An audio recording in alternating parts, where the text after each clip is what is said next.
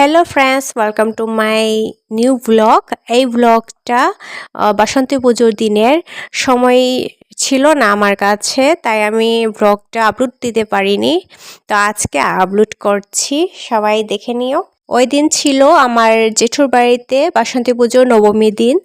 তো আমরা সবাই একসাথে মিলেমিশে কাজ করি। তো সবাই যেহেতু এসে গেছে, জেঠি বলেছে যে চা বানানোর জন্য, আর আমার বোন চা বানাচ্ছে। আমার ছোট বোন চা বানানো শেষ করে সবাইকে দিতে গেছে বাইরে।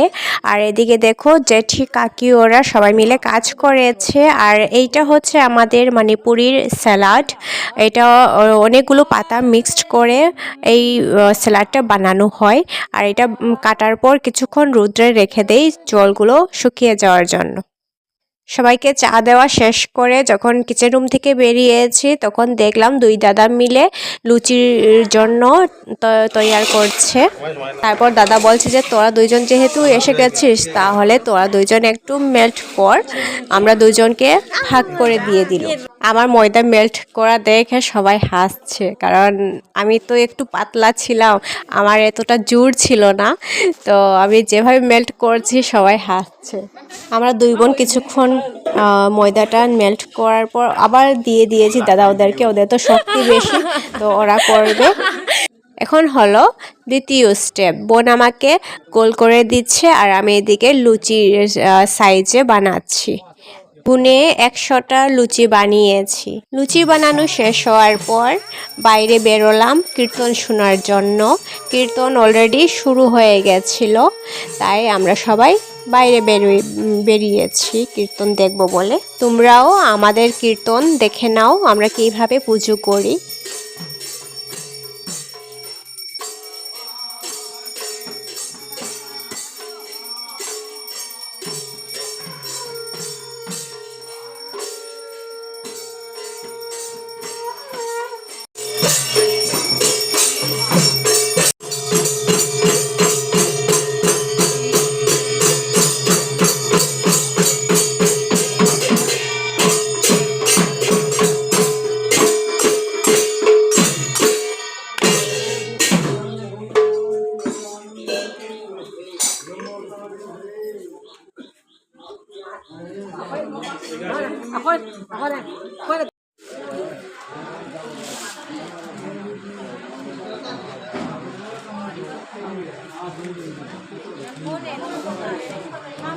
কীর্তন শেষ হওয়ার পর আমি আর বোন মিলে সবাইকে প্রসাদ দেওয়ার জন্য রেডি করছি।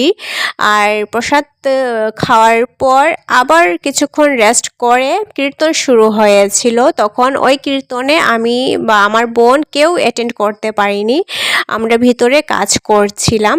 তো ওই কীর্তনটা শেষ হওয়ার পর শুরু হলো দুপুরের খাবারের জন্য। এটাও প্রসাদ। সকাল 8টা থেকে পূজা স্টার্ট হয়েছিল আর শেষ হতে দুপুর 3টে বেজে গেছিল।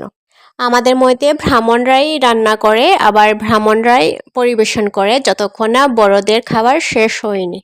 তোমরা কারা কারা মণিপুরীদের প্রসাদ খেয়েছ কমেন্ট করে জানিয়ে দিও। পরিবেশন করার পর সবাই বসে গেছে প্রসাদ খাওয়ার জন্য। আর আমি আর বোনও বসে গেছি, দাদা ওরাও বসে গেছে, কারণ নেক্সট রাউন্ডে যারা বসবে ওদেরকে আমরা পরিবেশন করব। তাই আমার আর বোনের কাছে আসলো নিউ জলের বোতল, আর এই জলের বোতলের নাম হচ্ছে ইন্ডিপেন্ডেন্স।